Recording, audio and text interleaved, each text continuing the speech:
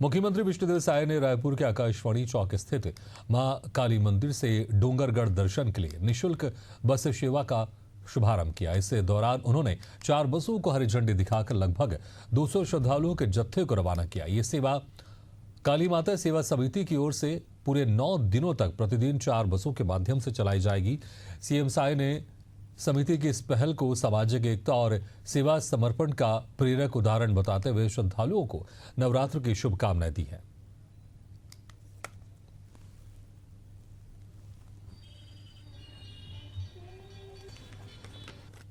समस्त छत्तीसगढ़ वासियों को सबसे पहले नवरात्रि की बहुत बहुत बधाई, शुभकामनाएं। आप लोगों को भी नवरात्रि की बधाई। और बड़ा सौभाग्य का विषय है कि काली माता सेवा समिति पिछले 10 वर्षों से जो भी श्रद्धालु हैं जो डोंगरगढ़ माता बमलेश्वरी के दर्शनार्थ जाते हैं उनको बस सेवा उपलब्ध कराते हैं। और आज 4 बसों को हरी झंडी दिखाने का सौभाग्य मिला है। और ऐसे अवसर में हमारे प्रदेश के डिप्टी सीएम और गृह मंत्री श्री विजय शर्मा जी हैं, हमारे राजस्व मंत्री टंकराम वर्मा जी हैं, हमारे विधायक पुरंदर मिश्रा जी, सुनील सोनी जी हैं, हमारे महापौर श्रीमती मीनल चौबे जी और काली माता सेवा समिति के श्री चंद सुंदरानी जी, भारद्वाज जी, हमारे चेंबर ऑफ कॉमर्स के अध्यक्ष फोरानी जी, पार्षदगण सबकी उपस्थिति में आज बस को रवाना किए हैं। और हम काली माता सेवा समिति को बहुत बहुत इसके लिए धन्यवाद देते हैं, उनको बधाई देते हैं। मध्य प्रदेश में कांग्रेस के संगठन सृजन अभियान के जरिए जिलाध्यक्षों की नियुक्ति पर नेताओं की नाराजगी थम नहीं रही है। भोपाल में कांग्रेस के नए जिलाध्यक्षों की बैठक तीसरे और अंतिम दिन भी जारी रही। बैठक में उज्जैन और सागर संभाग के जिलाध्यक्षों को बुलाया गया। जिलाध्यक्षों से बैठक में पहले सामूहिक रूप से फिर बाद में 1-to-1 चर्चा की गई। इस दौरान प्रदेश प्रभारी हरीश चौधरी, पीसीसी चीफ जीतू पटवारी, संगठन प्रभारी संजय कामले बैठक लेते हुए नजर आए।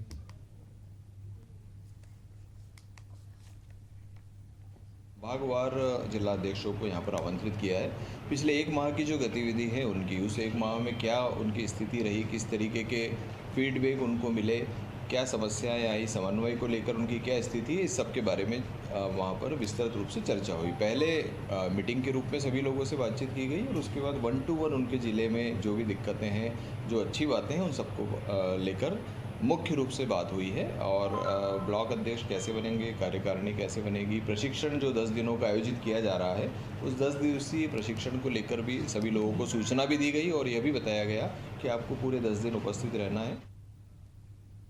बालोद दौरे पर शिक्षा मंत्री गजेंद्र यादव गुरूर में नवीन स्कूल भवन का लोकार्पण किया। धार्मिक सहित कई कार्यक्रमों में शामिल हुए। मेहतारी सदन के वर्चुअल लोकार्पण में शामिल हुए। तो बड़ी खबर आपको बता रहे हैं, बालोद दौरे पर शिक्षा मंत्री गजेंद्र यादव गुरूर में नवीन स्कूल भवन का लोकार्पण किया। धार्मिक सहित कई कार्यक्रमों में शामिल हुए। तो ये बड़ी खबर, मेहतारी सदन के वर्चुअल लोकार्पण में शामिल हुए। तो बड़ी खबर आपको बता रहे हैं, बालोद दौरे पर शिक्षा मंत्री गजेंद्र यादव गुरूर में नवीन स्कूल भवन का लोकार्पण किया। धार्मिक सहित कई कार्यक्रमों में शामिल हुए। मेहतारी सदन के वर्चुअल लोकार्पण में शामिल हुए।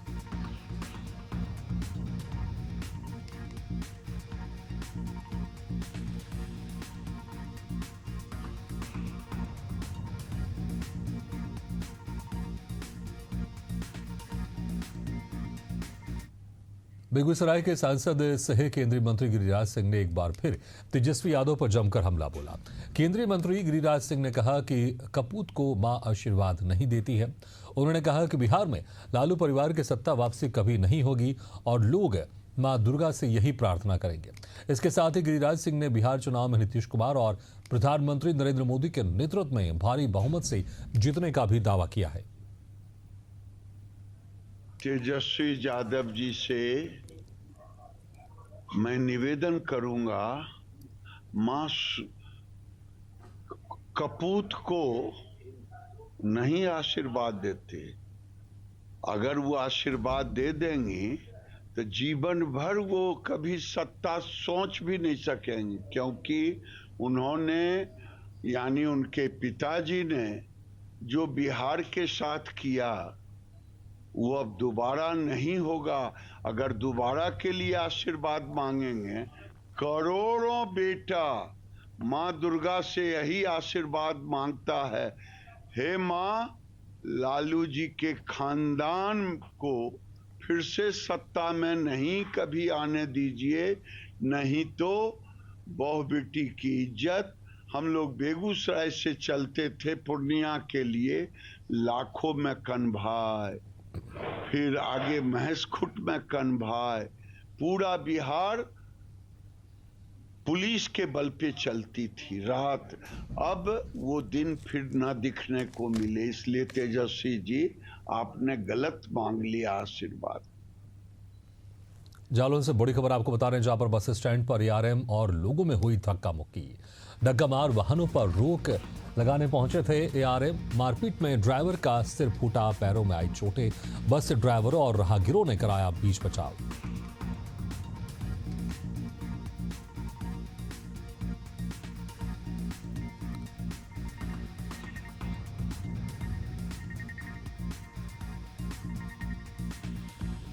तो बड़ी खबर आपको बता रहे हैं, मारपीट में ड्राइवर का सिर फूटा, पैरों में चोटें भी आई हैं।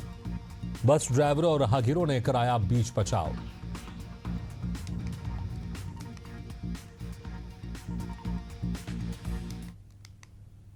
नवरात्रि के दूसरे दिन जांजगीर से लगे खोखरा में स्थित मां मनकादाई मंदिर में भारी संख्या में श्रद्धालु पहुंच रहे हैं।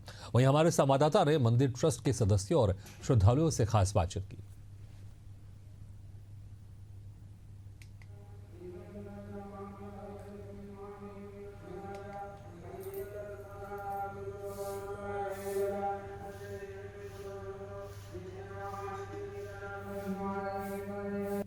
इस समय हम जांजगीर के खोखरा के मां मनकादेवी मंदिर में मौजूद हैं, जहां मां मनकादेवी विराजित हैं। आप देख सकते हैं किस प्रकार मां को श्रृंगार से यहां सजाया गया है। और हमारे साथ अभी बातचीत करने के लिए इस मंदिर के ट्रस्टी हैं, जिनसे हम बात की जानेंगे कि आखिरकार यह मंदिर कब से स्थापित है। यहाँ जो खोखरा गाँव मंदिर है कब से यहाँ स्थापित है, क्या मान्यता है इस मंदिर को लेकर? ये हमारे जो खोखरा गांव के जो मंदिर है मनकादाई की, ये जो पहले यहाँ जर्जर हालत थी वर्षों से, वो फिर इनको क्या है कि उड़ीसा से वहाँ से कारीगरों को बना के यहाँ इस मंदिर का पुनः ट्रस्ट बना के फिर इनके मंदिर का उद्धार हुआ। और यहाँ जो है बगल में जो तालाब है, ये कुंड है माँ मनकादाई की। इस तालाब को माँ मनकादाई तालाब के रूप में भी ये जाने जाते हैं। माँ मनकादाई के जो मन के भावना है उनका सब लोग समझते हैं, हमारे श्रद्धालु मन। ऐसे माँ मनकादाई का मन के सबके जानने वाला माँ मनकादाई है, जो नवरात्रि में 9 दिन हमारे खोखरा गांव में मेला लगते हैं। यहाँ ला बहुत दूर दूर से श्रद्धालु मनाते हैं और हजारों लाखों के संख्या में अपन गांव ही नहीं, क्षेत्र ही नहीं, अन्य जिला ले, अन्य प्रांत ले और विदेश में जो हमारे जिला मन के गए हैं वो मन आके यहाँ ज्योति कलश जलवाते हैं। 5000 6000 अभी ज्योति कलश जलत है। और माँ मनकादाई जो है ये हमारे साधु संत के गढ़ के गाँव है। ये माँ मनकादाई जो है तिवारी कुल के समय में यला स्थापित कुल देवी है। आज ये देवी ला पूरा हर वर्ग के मन कुल देवी के रूप में मानते हैं और क्षेत्र का मन कर एक विशेष महत्व ला देख के यहाँ ला दर्शनार्थी मनाते हैं। और लूट मार मार के अन्य गांव ले, दूसरा गांव ले भी यहाँ ला अपन संतान के प्राप्ति के लिए, अपन कोई भी कई जन नौकरी के लिए, कई जन बहुत बड़े बड़े समस्या में पड़त रहते हैं, वो मन के पूरा मनोकामना करते। तब माँ मनकादाई मन के मन ला जान के कभी भी खाली हाथ नहीं आता है और मन के पूरा मांगला पूरा करते हैं। जी, ऐसे हमारे साथ मंदिर के ट्रस्टी इनका कहना है कि माँ मनकादाई की काफ़ी मान्यता है और संतान प्राप्ति को लेकर श्रद्धालु यहाँ मत्था टेकते हैं। Himanshu Sahu, Asian news, Janjgir.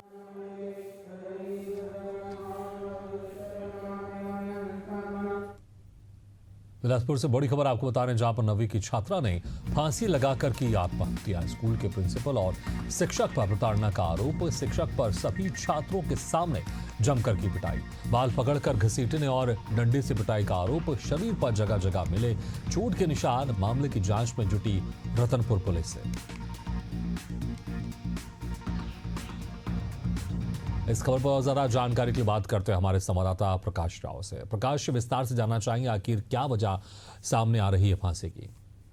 देखिए, रतनपुर थाना क्षेत्र का ये मामला है, जहाँ पर निरसा में सीता देवी स्कूल है। वहाँ पर जो 9वीं की छात्रा है पूनम रजक, उसने जो है सुसाइड किया है और इस पूरे मामले पर शिक्षक और जो प्रिंसिपल है उसकी प्रताड़ना से तंग आकर आत्महत्या कर लेने के आरोप जो है वो लगे। फिलहाल शिक्षकों ने छात्रों को न केवल सबके सामने बाल पकड़कर पीटा है, ये सब आरोप जो है वो लगे। फिलहाल पुलिस जो है इस सारे पहलुओं पर जांच कर रही है और ये दूसरी तरफ बताया कि जब अभी छात्रा जो है उसके साथ मारपीट की गई है जिसमें उसके शरीर पर भी चोट के निशान है और दूसरी तरफ ये भी आरोप लग रहे हैं कि मामले को दबाने के लिए ग्रामीणों पर भी कुछ आरोप ऐसे लग रहे हैं। हालांकि प्रकाश, किसी तरह का सुसाइड नोट भी क्या सामने आया है? क्या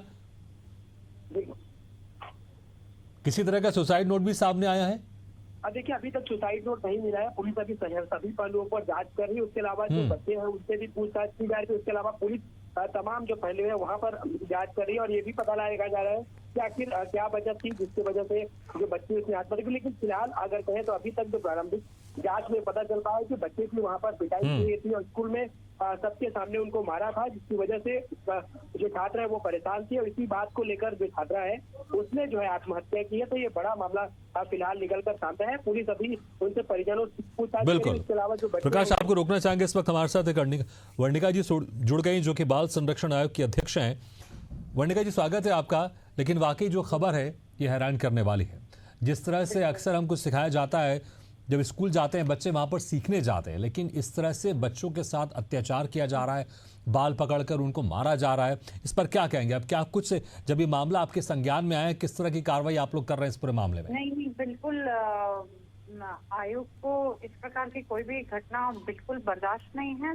हम तुरंत ही इस घटना का संज्ञान लेते हैं कि ये क्या है, कैसा है, तत्काल इस पे प्रतिवेदन जारी करने कहते हैं और जल्द ही इस पे जो भी संबंधित कार्यवाही होगी वो त्वरित गति से की जाएगी। देखिए, और क्योंकि बच्चियों के साथ जहाँ पे हम बच्चों को उनकी सुरक्षा के लिए भेजते हैं, उनकी अच्छी शिक्षा के लिए भेजते हैं, विकास के लिए भेजते हैं, उनके साथ इस प्रकार का कोई भी कृत्य तो असहनीय है। तो अभी हम इसके विषय में तुरंत एक पत्र जारी करके संज्ञान लेते हैं और प्रतिवेदन मंगवाएंगे। बिल्कुल, घटना होने के बाद तो संज्ञान ले रहे हैं आप लोग, इस पर कार्रवाई भी करेंगे, लेकिन इसके पहले कोई इस तरह की घटना सामने ना आए, आप लोग के आयोग की तरफ से क्या कुछ इसमें किया जाता है? किस तरह से जागरूक किया जाता है? स्कूल कॉलेज में जाके किस तरह से जानकारी दी जाती है? किस तरह से ताकीद किया जाता है? नहीं, इसके लिए बकायदा हमने इसके पूर्व भी अनुशंसाएं जारी की हैं और ये कहा है कि स्कूल में किसी भी प्रकार के बच्चे के जो उसके मनोबल को तोड़ता हो, शारीरिक कष्ट तो बहुत दूर की बात होती है। धारा 75 के तहत क्रूरता के तहत संज्ञान लिया जाता है और मेरे यहाँ पे पदस्थापना के तुरंत बाद हमने तत्काल ही कड़ी कार्यवाही करते हुए ऐसे केसेस में संज्ञान लिया है और कार्यवाही त्वरित गति से की है। लेकिन फिर भी कुछ जगहों में जो इस प्रकार के कृत्य अभी भी हो रहे हैं इतनी कड़ी अनुशंसाओं के बावजूद, तो हम उस पे अपनी कार्यवाही करेंगे और आगे के लिए भी इस पे एक प्रकार से कड़ी अनुशंसा जारी करते हुए उनको सभी को इस प्रकार से एक बैठक लेते हैं हम शिक्षा विभाग के साथ, जिससे आगे इस प्रकार की कोई भी कार्यवाही वे ना करें। जी, अभी इस मामले में तुरंत क्या कुछ आप लोग की तरफ से कार्रवाई की गई है? सरकार को किस तरह से अनुशंसा की गई है? अभी तो देखिए फिलहाल आयोग के जो कृत्य हैं अपनी धाराओं का उपयोग करते हुए हम तुरंत उस पे, अभी तो घटना जो समक्ष में आई है, अभी इस पे हम प्रतिवेदन जारी करने और वहाँ के जो अधिकारी हैं SPGOs वगैरह हैं उनको सबको इसके लिए कह रहे हैं कि वो सभी एक प्रत्यक्ष प्रतिवेदन इसका प्राप्त करेंगे। अगर भविष्य में या फिर जो भी दर्शक हमारे इस बुलेटिन को सुन रहे हैं, आपकी बात सुन रहे हैं, अगर वो भी इसी तरह की परेशानी में हो, उनके साथ भी प्रताड़ना की जा रही है, तो किस तरह से आप लोग को संपर्क कर सकते हैं? किस तरह के अपनी समस्याओं को लेकर प्रशासन के पास जा सकते हैं और कहाँ जा सकते हैं, कैसे जा सकते हैं? बिल्कुल आप बिल्कुल इस मामले में आयोग की एक वेबसाइट है, उस पर अपनी कंप्लेंट दर्ज कर सकते हैं। यहाँ पे चाइल्ड हेल्पलाइन नंबर है, आप 1098 में खबर कर सकते हैं। इस स्थानीय जो आपके पास पुलिस थाने हैं उसमें विशेष बाल अधिकारी हैं जो खास तौर पे बच्चों के साथ हो रहे प्रकरणों के लिए तैनात किए गए हैं, तो सीधे उनके संपर्क में आप आ सकते हैं। और इसके बावजूद कुछ भी ना हो तो आप तत्काल आयोग के पास भी आ सकते हैं। CWC भी वहाँ पे मौजूद होते हैं, आप वहाँ पे भी अपने जिले में जाके उनके पास अपनी शिकायत दर्ज कर सकते हैं। बिल्कुल वर्णिका जी, शुक्रिया हमारे साथ जुड़ने के लिए और उम्मीद करेंगे कि यहाँ पर सख्त कार्रवाई आप लोग की तरफ से एक अनुशंसा की जाएगी सरकार को और उसका असर भी देखने को मिलेगा। लगातार बने हुए हमारे साथ हमारे संवाददाता प्रकाश राव। प्रकाश, आपको मेरी आवाज सुनाई दे रही है? जी जी प्रकाश, देखिए जिस तरह से अभी वर्णिका जी कह रही थी कि अनुशंसा वो कर चुके हैं सरकार को, यहाँ पर सख्त कार्रवाई को लेकर बच्ची के परिवार वालों का क्या कुछ कहना है? क्योंकि 9वीं की बच्ची थी, मासूम छोटी बच्ची थी, और जिस तरह से उसके साथ प्रताड़ना की गई उसके बाद उन्होंने इस कदम को उठाया। परिवार वालों की तरफ से कोई स्टेटमेंट, कोई बयान सामने आया है? देखिए भागीरथी, ये बेहद गंभीर मामला है। अगर कोई छात्रा प्रताड़ना का शिकार होती है और खुद को मौत के मुंह में ढकेल देती है तो कहीं ना कहीं ये गंभीर मामला। हालांकि इस तरीके के मामले जो है वो सामने आते रहते, लेकिन इस मामले जो है वो अलग है, क्योंकि जो रमेश जो शिक्षक है वो वहाँ पर पढ़ाई कर रहे, इसी दौरान वो बच्चों को मारपीट करते हैं और प्रताड़ना उनके ऊपर करते हैं। तो इस पूरे मामले पर परिजनों का यही आरोप है कि जिस तरीके से बच्चे की कोई गलती भी नहीं थी, उसके बावजूद वो बच्चे के साथ प्रताड़ना किया गया, मारपीट की गई। इतना बस नहीं कि पूरे सभी के लोगों के बीच में उनसे मारपीट की गई, तो कहीं ना कहीं गंभीर मामला। जब बच्ची घर पहुंचती है, बिल्कुल प्रकाश, जिन शिक्षक के ऊपर ये आरोप लगा है, क्या उन शिक्षक के ऊपर पहले भी किसी तरह के मामले दर्ज हैं या कोई शिकायत सामने आई? देखिए, अभी तक जो प्रथम जो जानकारी सामने है उसके आधार पर अभी शिक्षक के खिलाफ इस तरह की शिकायतें नहीं है, लेकिन ये गंभीर मामला है। जब कोई शिक्षक स्कूल में पढ़ाने जाता है, बच्चों को दुलार प्यार से समझाया जाता है, लेकिन मारपीट पर अगर इस तरीके के शिक्षक उतर आए तो कहीं ना कहीं शिक्षा पर सवाल उठने लाजमी हो जाते हैं। हालांकि ग्रामीण क्षेत्रों में ये शिक्षक जो है वो बताया ये भी जा रहा है कि उनकी जो पत्नी है वो वहाँ पर पढ़ाती है और ये पहुंचे हुए थे, और ये पढ़ाई के दौरान कोई एक जो लड़का है कथित, जो इन लोगों के बीच कुछ संबंध को लेकर बातचीत हुई थी और बातचीत इतना बढ़ गया कि उनसे बच्चे से मारपीट की जाती है और छात्रा यही प्रताड़ना का शिकार होती है और इसके बाद वो खुद बंद कमरे में अपने आप को आत्महत्या कर लेती है। तो कहीं ना कहीं इसके बाद जो परिजन है उसमें आक्रोश है, गांव में मातम फैला हुआ है और परिजन जो है उचित कार्रवाई की मांग यहाँ पर कर रहे हैं। हालांकि पुलिस सभी पहलुओं पर जांच कर रही है और तमाम जो लोग हैं उनसे पूछताछ। ठीक है प्रकाश, संक्षेप में बताइएगा स्कूल प्रबंधन की तरफ से क्या कोई स्टेटमेंट सामने आया इस मामले में? संक्षेप में देखिए, अभी स्कूल प्रबंधन की ओर से किसी प्रकार का बयान सामने नहीं आया। पुलिस उन लोगों से भी बातचीत करी कि आखिर ये घटना कैसे हो गई है और शिक्षक से भी ये पूछताछ की रही कि वाकई प्रताड़ना क्यों हुई, उनके साथ ये किया गया। तो सभी पहलुओं पर पुलिस अभी उन लोगों से पूछताछ कर रही है और प्रबंधन का भी जवाब आना इसमें बाकी है। जी बिल्कुल प्रकाश, बहुत बहुत शुक्रिया इस तमाम जानकारी के लिए। तो वाकई एक दुखद घटना भी है और यहाँ पर शिक्षकों को, स्कूल प्रबंधक को ये समझना पड़ेगा कि आपके पास जो स्टूडेंट्स आते हैं, जो बच्चे आते हैं, वो आपसे शिक्षा ग्रहण करने आते हैं। अगर आपको लगता है कि आपकी बातें बच्चे नहीं सुन रहे हैं तो एक प्रोटोकॉल होता है, एक प्रक्रिया होती है, उसके तहत आप उनके घर वालों को बता सकते हैं। लेकिन किसी भी सूरत में फिजिकल तौर पर यहाँ पर आप किसी तरह की मारपिटाई नहीं कर सकते। आप समझा सकते हैं, अगर नहीं समझ रहे घर वालों को बताइए। बावजूद इसके आपको कोई अधिकार नहीं है कि आप किसी भी बच्चों के साथ हाथापाई करें, मारपिटाई करें।